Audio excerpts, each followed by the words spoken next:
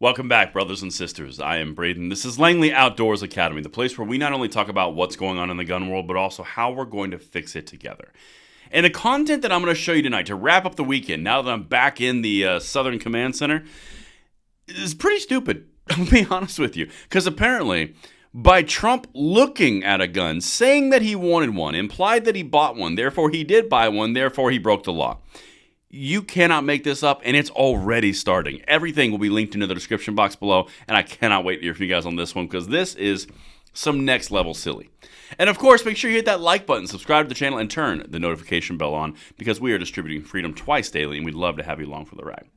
All right, my brothers and sisters, when it comes to, the Trumpster, pretty much everyone on the left and the never-Trumpers, they pretty much want to take a flamethrower like this, look at the Constitution and kind of just do this to it, and really because it's for the greater good. You ever catch that theme? Yeah, check this out. Because I thought this was particularly interesting since we covered the actual interview that he did this where he was looking at guns in the gun shop. I just want to show you what the left is actually doing through the special prosecutor. You can't make this up. All right, let's keep going. Prosecutors say Trump may have broken the law admiring a gun in South Carolina. He admired a gun at a campaign stop? No. In a gun show? Or a gun stop? There better not have been any loopholes. Let's continue. This came out. It was updated tonight. All right, let's keep going. Let me show you what they're onto here. Special counsel Jack Smith and federal prosecutors said former President Donald Trump could have broken the law on a trip to South Carolina Monday, where he admired a Glock branded with his likeness, according to a court filing Friday. So they actually filed this in court. Quote, the defendant either purchased a gun in violation of the law and his conditions of release or seeks to benefit from his supporters' mistaken belief that he did so, prosecutors wrote. So the complaint filed in the court actually says he either bought a gun, which he can't do, and if he didn't do that, he admired one. So therefore, he alluded to the fact that he may buy one, which then allowed his supporters to believe that he could have bought one. So therefore, it's a violation of his release. What? These people see guns, they see Trump, and it's like ultimate red. It's like, it's insane. But anyway, let's continue, because there's just so much here to cover. Here's what he said. Here's the damning evidence. Quote, I want to buy one, Trump said in the video. Isn't a Glock a great gun? His campaign later released a statement saying President Trump did not purchase or take possession of the firearm. He simply indicated that he wanted one. So now it's an actual crime to say, isn't it a great gun? Man, I want one of those. That's it.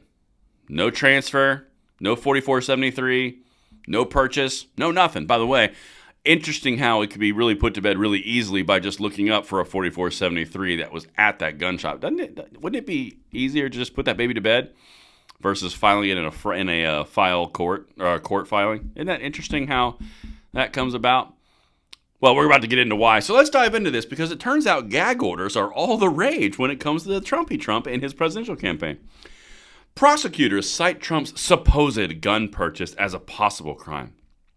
A legal argument about whether to issue a gag order cites his recent interaction with a gun seller. Now, this came out on September 29th, and this is from the Washington Post. The first one was from USA Today, so we definitely know there's no bias here. Federal prosecutors said in a Friday night filing that former President Donald Trump may have broken the law if he bought a handgun at a recent campaign stop in South Carolina. Yeah, he didn't. And here's the rest of that clip that the other article source, USA Today, didn't show you.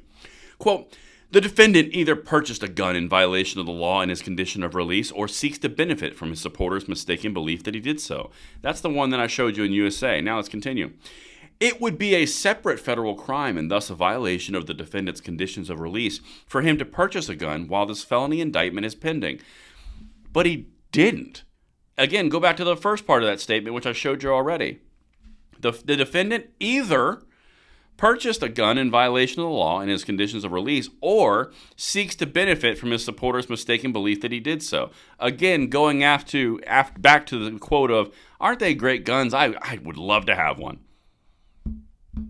They're getting thin. Well, let's continue. I got one more thing for you because this is where the Trump's attorneys are kind of going, what? Trump's attorneys have fired back that a gag order against a leading candidate for president would be a violation of his rights, accusing prosecutors of trying to strip the former president, quote, of his First Amendment freedoms during the most important months of his campaign against President Biden. Now, I know a lot of you out there thinking, behind your phones, your TVs, iPads, however you're watching this, that would never be it. It would never be about silencing an opponent, a political opponent, through a manufactured crime or charge, would it?